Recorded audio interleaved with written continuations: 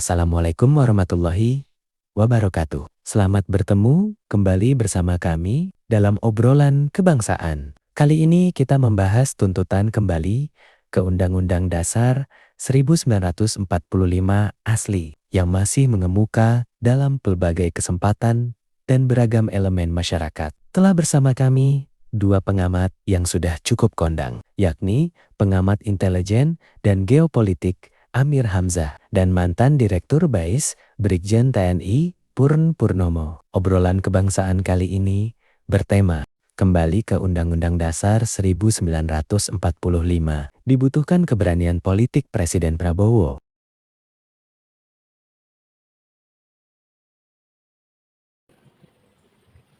Assalamualaikum Bapak. Waalaikumsalam warahmatullahi wabarakatuh. Berapa hari kita nggak ketemu Pak Amir ya? Pak Amir, ini kita ngobrol siang ini. Rame Pak Amir tentang situasi negara ini. Rasanya kalau kata orang sedang tidak baik, memang tidak baik. Wow. Nah, tidak baik ini tentunya diawali oleh 98 perubahan Undang-Undang Dasar 45 ya Pak Amir. Kalau kata Profesor Kailan, itu kan 95% sudah dirubah. Pak Prof, itu suatu juga demikian. Nah Pak Amir, kelihatannya dari apa yang ada setelah 98 sampai sekarang, banyak para tokoh menilainya ini tidak pasnya karena lebih berpihak kepada kelompok yang bukan rakyat gitu Pak Amir. Kira-kira kenapa Pak Amir bisa terjadi demikian 98? Bisa jadi berubah, tidak berpihak kepada rakyat. Oke, saya kira barangkali kita perlu mawas diri bahwa ada kesalahan kita pada saat 98 ya? 98 ya. Kita semua terjebak dalam isu bahwa seolah-olah kemelut yang melanda bangsa dan negara kita pada saat itu hanya bisa diselesaikan dengan membantu atau dengan tahap turun dari presidenannya, sehingga kita lupa dan akhirnya kita terjebak bahwa sebenarnya menjatuhkan Pak Harto ini hanya satu pintu untuk melakukan sesuatu yang lebih besar lagi dalam mengelola pemerintahan negara ini setelah beliau jatuh. Itulah yang antara lain kita lihat dalam amandemen Undang-Undang Dasar 45 yang kita lihat bahwa selama era reformasi ini bukannya menyelamatkan bangsa dan negara kita sesuai dengan apa yang ditetapkan oleh para pendahulu kita dalam mekanisme Undang-Undang Dasar 45, tapi lebih pada memperkuat posisi sekelompok kecil secara politik, keamanan, terutama ekonomi untuk kepentingan mereka dengan mengorbankan rakyat banyak.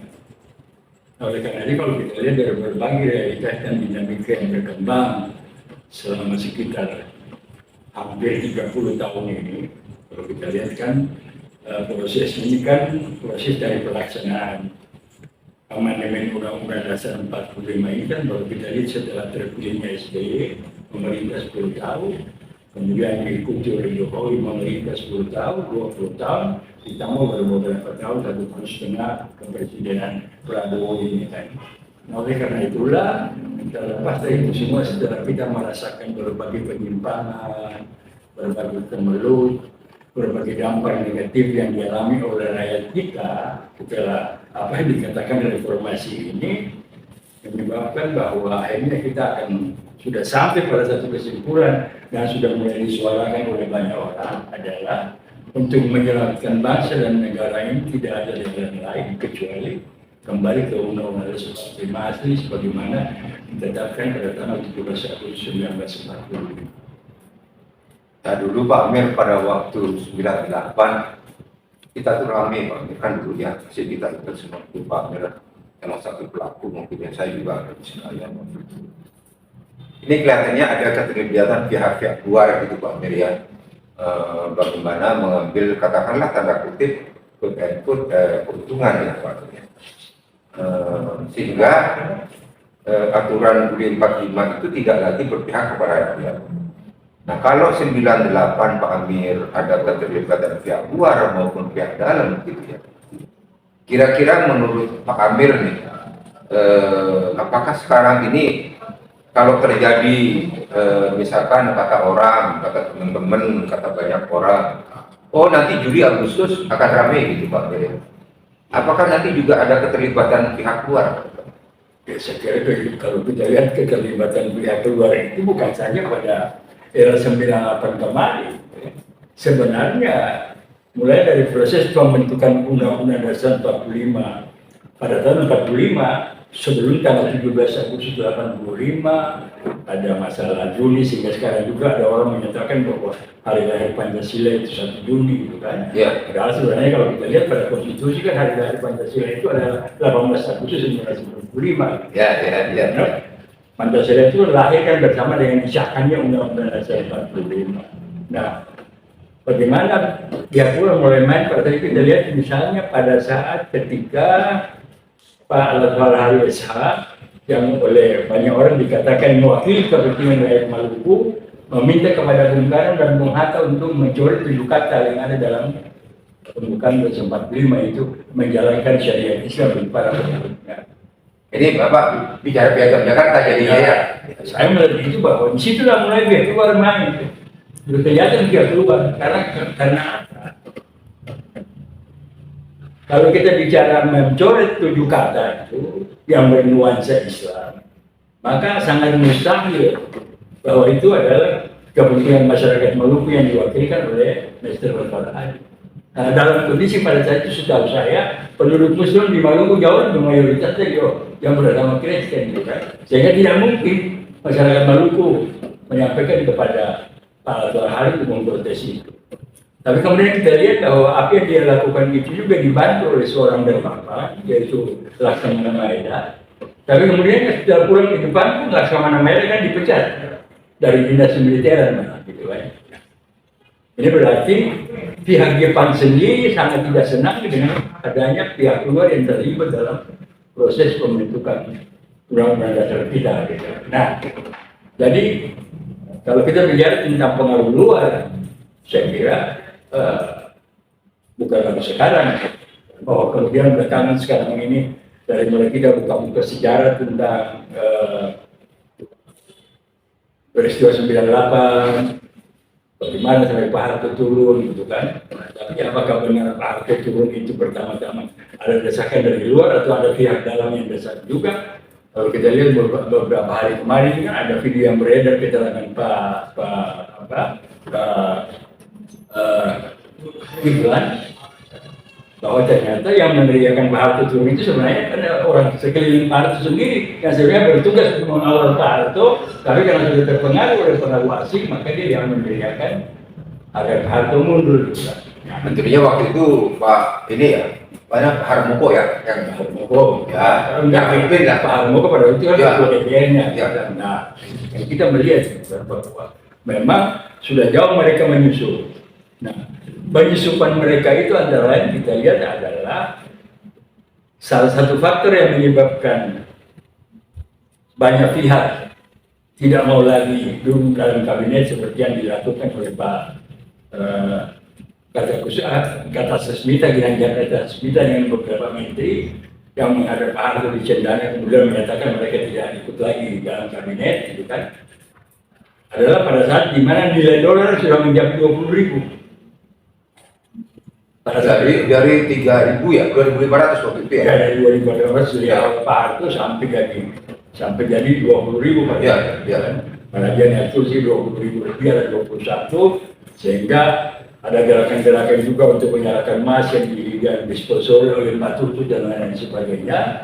Nah, kemudian itu diikuti misalnya dengan LOI, penandatangan letter of intent antara Pak Harto dengan pihak IMF kan, bahwa nanti kita akan memperbaiki, tapi harus ada syarat-syarat ini yang dipenuhi. Nah, LOI itulah pengaruh luar negeri lewat IMF dan Bank Dunia, ya katanya ingin membantu Indonesia, tapi kan sampai sekarang kan ini kan begitu terus. lebih hancur lagi. Jadi kita ini kan sebenarnya kan stabilisasi ekonomi kita ini kan menjadi bulan-bulanan, stabilisasi ekonomi dan keuangan kita ini kan menjadi bulan-bulan daripada IMF dan Bank Dunia. Itulah barangkali harus kita pikirkan sekarang, apalagi dengan kondisi sekarang ini kan dolar sudah makin mendekat kepada angka 18.000. 17 berapa? Ya, Kalau tidak salah hari ini 17.800 kalau tidak salah. Dan lagi 18. sehingga orang-orang sudah mulai bertanya, andai kata nanti dia berkisar pada 20.000 bagaimana? Walaupun saya menyatakan bahwa kalau ada kelompok-kelompok di lingkungan Presiden Prabowo yang tidak menyembunyikan informasi mengenai kepemilikan aset dana yang dimiliki oleh bangsa ini secara tersembunyi yang ada dalam berbagai bank sentral di dunia, maka saya ingin menyatakan bahwa bersumber pada dana itu yang ada di Bank Dunia, andai kan dolar ini jadi 25.000 nggak ada masalah, bisa ditutupi dengan keberanian Presiden Prabowo untuk membuka Dana bangsa tadi. ada yang ada. Sayangnya Bapak sebenarnya keberadaan dana ini sudah diketahui oleh beberapa pembantu Pak Prabowo, dan mereka masih menyembunyikan itu dan dulu sebanyak informasi yang saya peroleh.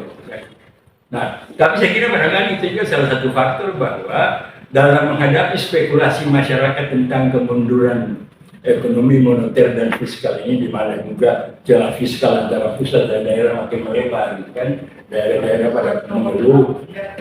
Untuk itu juga maka Presiden Prabowo juga menempuh jalan bagaimana untuk menutupi celah fiskal ini, misalnya dengan kemarin meresmikan Koperasi Nelayan Merah Putih di Miangas, kemudian juga dengan membangun Koperasi Merah Putih, kemudian juga dengan memanfaatkan keuangan dari tingkat nasional untuk melakukan beberapa pembangunan fisik seperti pembangunan perumahan di Jakarta dan di wilayah-wilayah lainnya, gitu kan, termasuk persiapan misalnya lebih kurang 1.000 perahu, 1.800 perahu untuk para nelayan misalnya.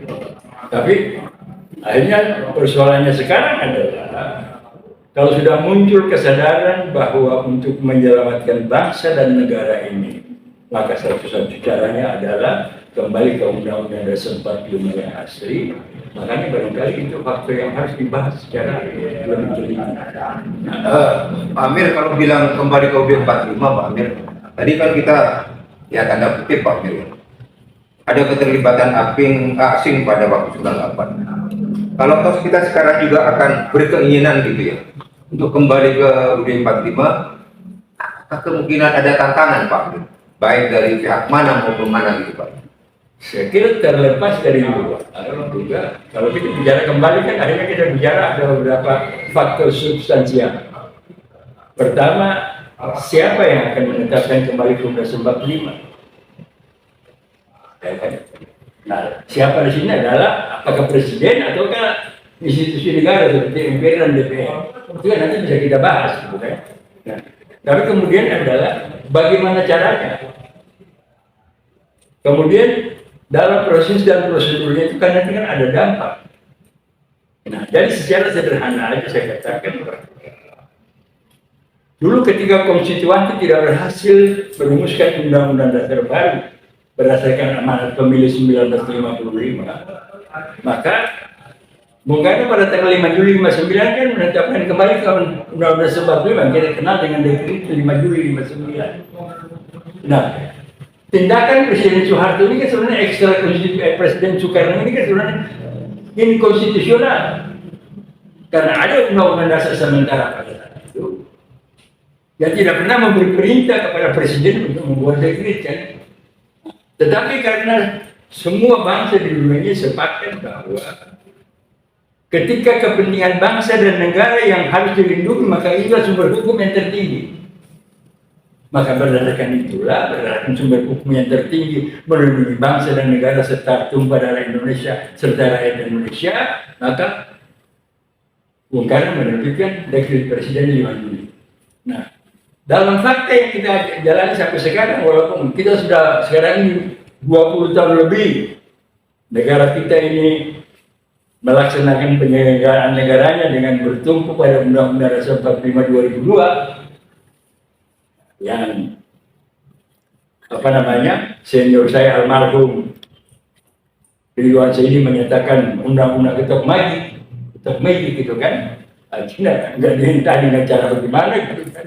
Secara magic jadi hanya kita menghadapi keterpurukan yang hari ini makin kita rasakan. Seberapa berat, seberapa susahnya untuk kembali ke UUD 45 dengan banyaknya kepentingan Pak, kira-kira? Salah satu faktor yang paling mendasar, kalau dari luar kita bisa bicara lah, pasti akan ada pengaruh, pasti akan ada tekanan. Karena kalau kita kembali ke Undang-Undang 95 ini kan akan merugikan pihak keluar itu paling banyak. Oleh karena itulah Amerika dengan menggunakan Net National Endowment for Democracy selalu beroperasi di Indonesia untuk ini. Bekerjasama dengan LSM kita, bekerjasama dan mungkin juga dengan akademisi, dengan tokoh, dan barangkali juga dengan purnawirawan TNI gitu kan. Sehingga terjadinya apa yang sekarang kita alami. Nah, tapi yang paling berat nanti adalah seperti yang saya katakan tadi, kalau kita sepakat siapa yang akan menetapkan dalam bentuk kalimat atau ke dalam bentuk deklarasi atau ke dalam bentuk dekret kembali ke Undang-Undang Dasar 45. Tapi hasilnya adalah begitu itu diucapkan, maka seluruh pemerintah yang ada ini kan bakal dimiliki. Oleh karena itu, sebelum kita misalnya kita sudah sepakat untuk kembali ke Undang-Undang 45, maka ada proses yang harus kita lewati melalui konsensus nasional. Kalau ini sudah ditetapkan, berarti kan semua yang ada ini kan batal demi hukum. MPR bubar, DPR bubar, DPD bubar, Mahkamah Agung bubar, Mahkamah Konstitusi bubar, termasuk partai-partai politik juga semua bubar. Ya kan? Nah, berapa penganggur ini? Yang sekarang ini dijaga oleh polisi, dikawal oleh preman segala macam, pejabat-pejabat yang jalan-jalan ke sana kemari segala macam, karena kehilangan pekerjaan. Ini mereka ini juga tidak utama, salah satu faktor. Sehingga secara internal mereka akan berusaha juga mempengaruhi Presiden Prabowo supaya jangan melakukan itu. Tetapi saya kira kan untuk melakukan itu kan kita harus lihat juga, selain ada tantangan yang saya bilang tadi. Kalau tantangan dari luar sudah bisa kita identifikasi. Apalagi sekarang ini kan transparansi kan bisa periksa di OJK, bisa periksa di PPATK, bisa minta keterangan dari PPATK, mana LSM, mana toko yang terima bantuan dari Soros misalnya, kan bisa ketahui dengan gampang. Gitu kan. Nah, sehingga harus ada kesepakatan dari awal. Ketika itu diucapkan, yang ada ini bubar, mana pemerintahan sempurna, harus ada pemerintahan transisi. Situasinya memang hampir mirip-mirip ketika Bung Karno jatuh, Harto naik ada. Tapi kan pada saat itu peluang Undang-Undang Dasar 45 asli belum diganggu, peluang untuk membangun konsensus nasional tidak terlalu sulit. Sehingga dari 65, 66 Pak Harto dituntut menjadi bawakan Spesial Smart, kemudian menjadi pejabat presiden, lalu kemudian tahun 71 bisa melaksanakan pemilu. Ini berarti masa transisi yang terjadi di bawah kepemimpinan Soeharto setelah Orde Lama tumbang, itu kan sekitar berapa tahun, dari 1966 sampai 1970, hampir sekitar 6 tahun kan. 71 baru pemilu, 73 baru terbentuk lembaga-lembaga MPR, DPR. Nah, barangkali juga kita bisa belajar dari proses itu. Cara belajarnya adalah barangkali sebelum siapa menempatkan undang-undang dan menyatakan Undang-Undang Dasar 45 berlaku kembali, kalau saya lihat tadi ada dua peluang.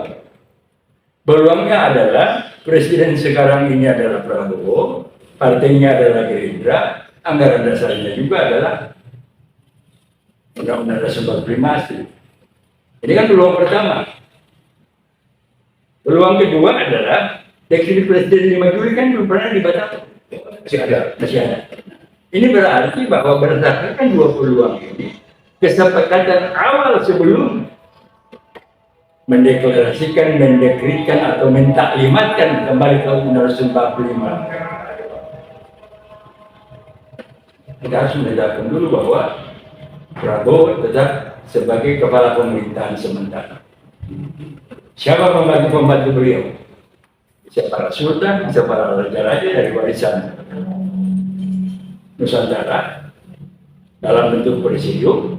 Kemudian pemerintahan sementara di bawah kepemimpinan Prabowo itulah yang akan membentuk MPRS, DPR. Kalau dulu kan Pak Harto namakan DPR GR kan, bukan DPR sementara tapi Dewan Perwakilan. Tapi ya sebaiknya ya kalau MPRS ya DPRS. Kemudian itu sampai ke daerah-daerah. Nah, tapi apakah kondisi sekarang ini dengan berbagai kepentingan di mana kita lebih gampang menghadapi tantangan dari luar negeri ketimbang menghadapi pengkhianat di dalam negeri sendiri, gitu kan?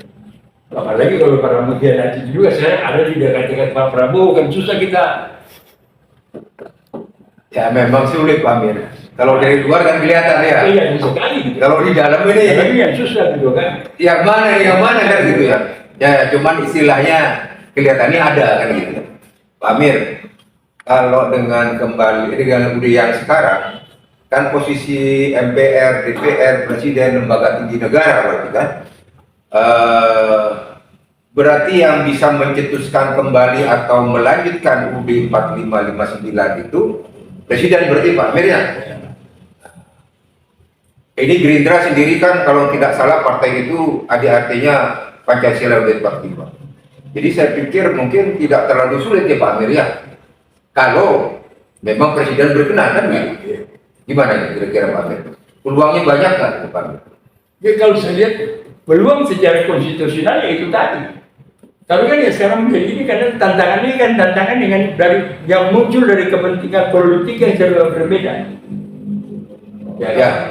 Ya, kalau dengan yang sekarang istilahnya yang sedang oligarki ya. Sama halnya begini, ketika yang paling jelas. Saya kira kalau DPR mau jalan benar, tidak sulit memajukan Gibran. Ya kan?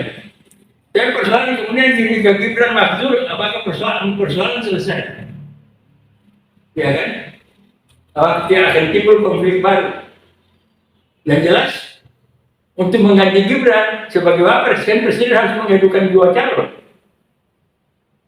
Apakah calon akan diajukan oleh ini akan bagaimana tanggapan partai politik kan akan menimbulkan konflik baru. Nah itu yang saya bilang nanti. Oleh karena itu, situasi yang paling krusial adalah bagaimana kemauan untuk kembali ke Undang-Undang Dasar 45 ini dinyatakan dalam bentuk suatu konsensus nasional, di mana sebelum dideklarasikan atau ditaklimatkan itu sudah ada persiapan siapa pemerintahan sementara. Karena yang saya bilang tadi, dalam kondisi didukung oleh militer dan oleh partai politik maupun militer dan polisi pada saat itu, Pak Harto butuh pendapatan dari tahun 66 sampai tahun 71 baru pemilu.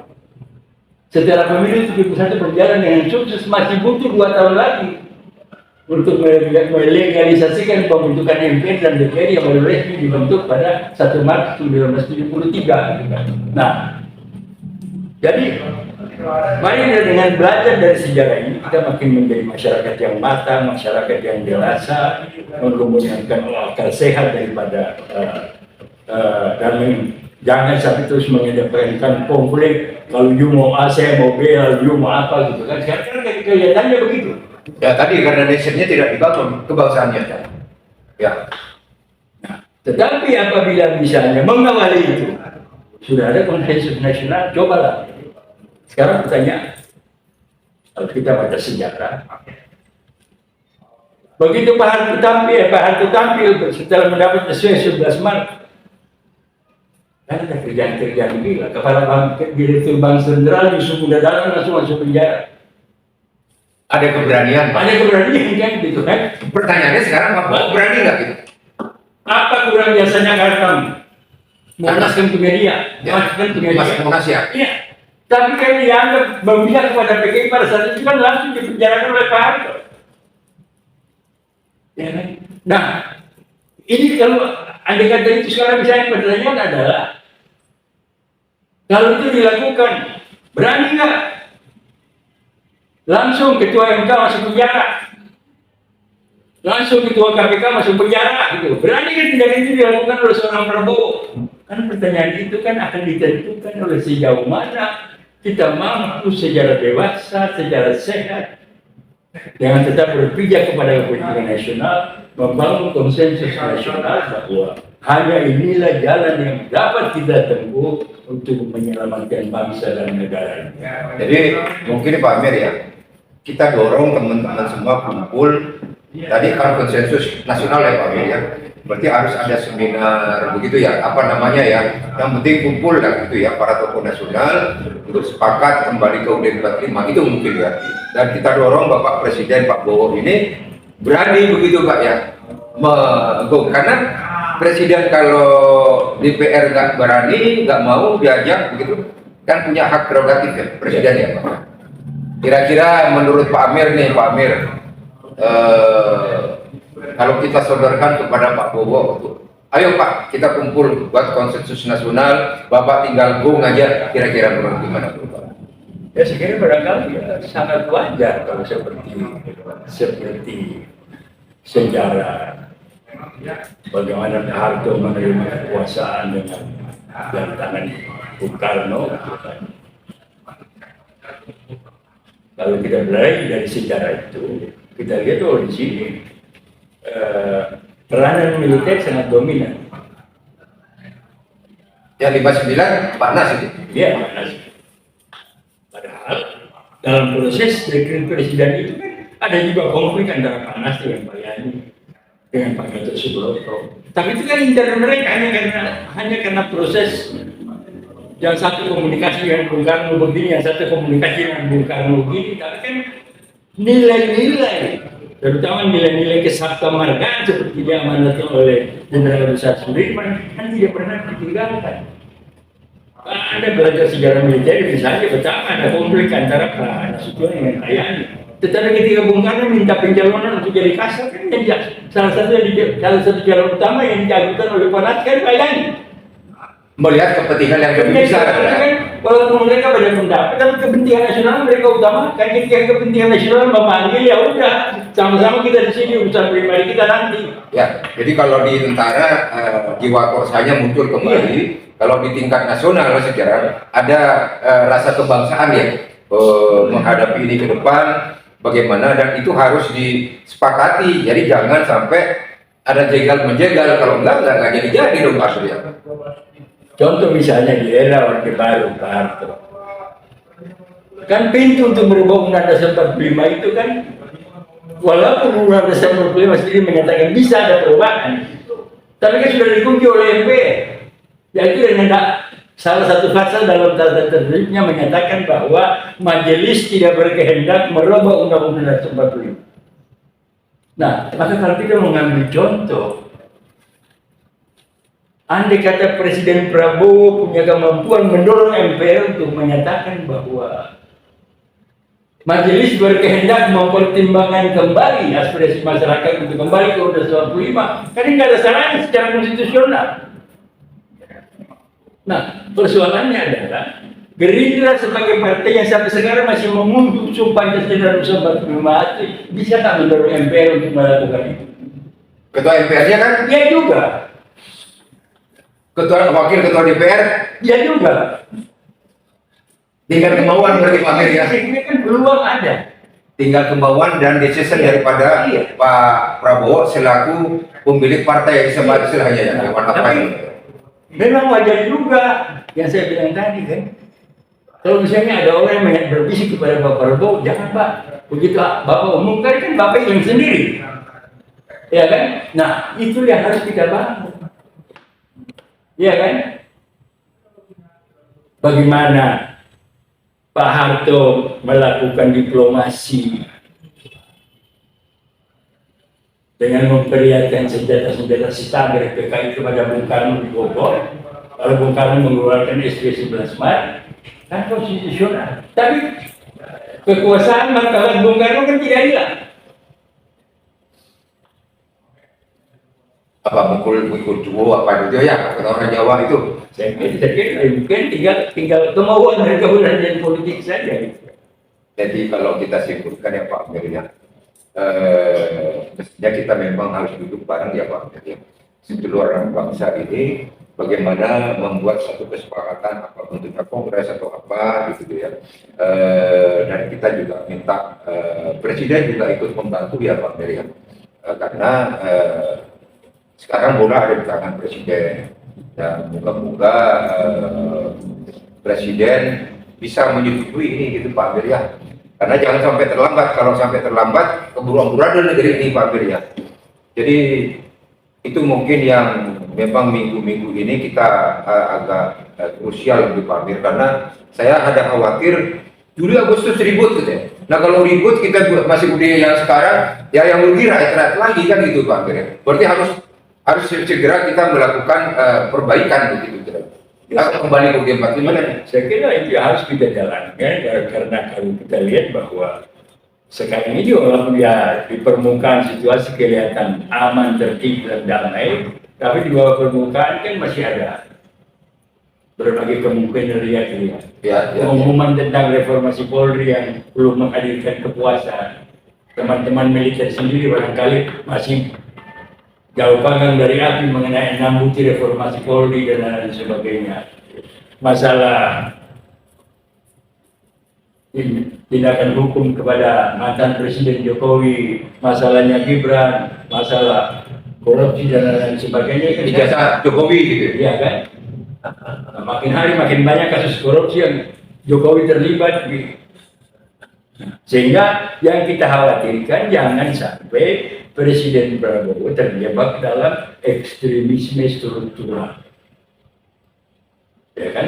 Sebab aparat keamanan yang tidak mau melakukan tindakan hukum terhadap Pak Jokowi juga sebenarnya mereka sudah berlaku ekstrim. Orang-orang sudah menjelaskan bahwa siapa saja yang terlibat korupsi harus diperiksa, harus dibawa ke pengadilan. Kan aparat penegak hukum, kan apa itu polisi, KPK, jaksa kan masih diam aja gitu kan. Dan sebenarnya terhadap ini juga ada sesuatu yang terjadi secara ekstrim dari yang dilakukan oleh aparat penegak hukum. Oleh karena itu kemarin rencana aksi menghadapi ekstremisme yang sudah dikeluarkan perpresnya oleh Presiden Prabowo kemarin juga harus mengantisipasi kemungkinan adanya gerakan-gerakan ekstremisme peraturan perundang-undangan yang dilakukan oleh oknum aparat penegak hukum.